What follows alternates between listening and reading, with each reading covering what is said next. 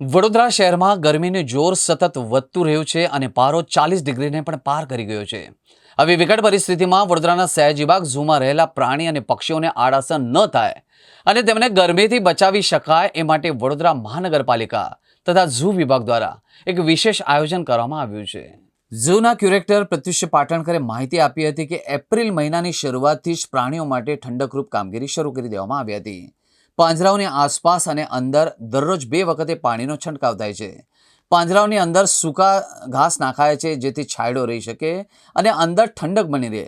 એ ઉપરાંત દરરોજ આશરે 1.25 કિલો બરફ પણ મંગાવવામાં આવે છે અને તે પ્રાણીઓની સંખ્યા અને આકાર પ્રમાણે પાંજરામાં ઉપલબ્ધ કરવામાં આવે છે જેથી તેઓ ઠંડક અનુભવતા હોય છે। પીવાના પાણીમાં વેટરનરી સપ્લિમેન્ટ્સ નાખવામાં આવે છે જે તેમને સ્વાદિષ્ટ પણ લાગે છે। સાથે સાથે ડિહાઇડ્રેશન થતું અટકાવે છે। ખોરાકમાં પણ ખાસ કાળજી લેવામાં આવે છે।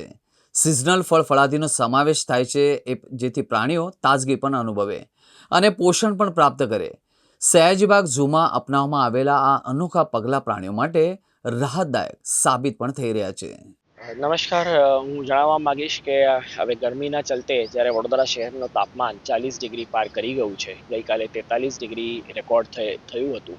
આવી ભીષણ ગરમીમાં વડોદરાના શ્રી સયાજીબાગ પ્રાણી સંગ્રહાલયમાં પ્રાણીઓ પક્ષીઓને ગરમીથી કોઈ પણ પ્રકારને આડઅસર ન થાય તેની તમામ સુવિધાઓ પાલિકા દ્વારા અને ઝૂ વિભાગ દ્વારા કરવામાં આવેલી છે। આપણે ગરમી શરૂ થાય એ મહિનાથી જ એપ્રિલ માસથી જ ઝૂ વિભાગમાં તમામ પિંજરાઓમાં અને પિંજરાના આસપાસના આજુબાજુના વિસ્તારમાં દિનમાં મિનિમમ 2 વાર પાણીનો છંટકાવ કરવામાં આવે છે। ફક્ત પ્રાણી પક્ષીઓને જ નહીં પરંતુ ઝૂ જોવા આવતા સહેલાણીઓ પણ જેનાથી ઠંડક મળી રહે।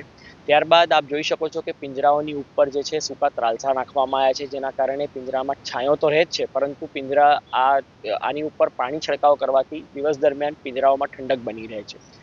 પછી તમામ પ્રકારના પ્રાણી પક્ષીઓ માટે આપણે રોજનો ઝૂમાં 125 કિલો જેટલો બરફ મંગાવીએ છીએ અને આ બરફને પ્રાણીની સંખ્યા અને આકાર મુજબ નાના મોટા ટુકડામાં કરી અને તેમને પિંજરાઓમાં અંદર આપવામાં આવે છે। આ બરફ સાથે તમામ પ્રકારની રમતો મળી, બરફ ચાટી અને એની સાથે એક રમત કરી આ જે પ્રાણીઓ છે એ ઠંડક મેળવે છે અને એમને ડિહાઇડ્રેશન થતું નથી।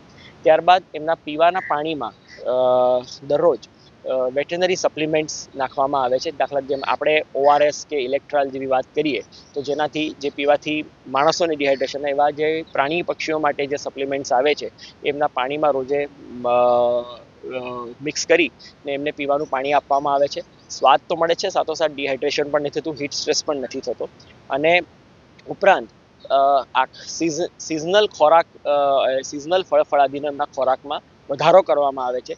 ગરમી દરમિયાન ખાસ કરીને જેમ આપણે જાણીએ છીએ જે આપણને પણ ભાવે છે એવા તરબૂચ, શક્કરટેટી, કાકડી, કેરી એવા ઇત્યાદિ પદાર્થોનો શાકભાજી ફળફળાદીનો એમના ખોરાકમાં વધારો કરવાથી એમાંથી પણ એમને પૂરતું પર્યાપ્ત ફ્લુઇડ મળી રહે છે અને આ પ્રકારની તમામ વ્યવસ્થાથી સયાજીબાગના પ્રાણી પક્ષીઓને ગરમીથી બચાવ કરવાના પગલાં ઝૂ વિભાગ દ્વારા લેવામાં આવે છે।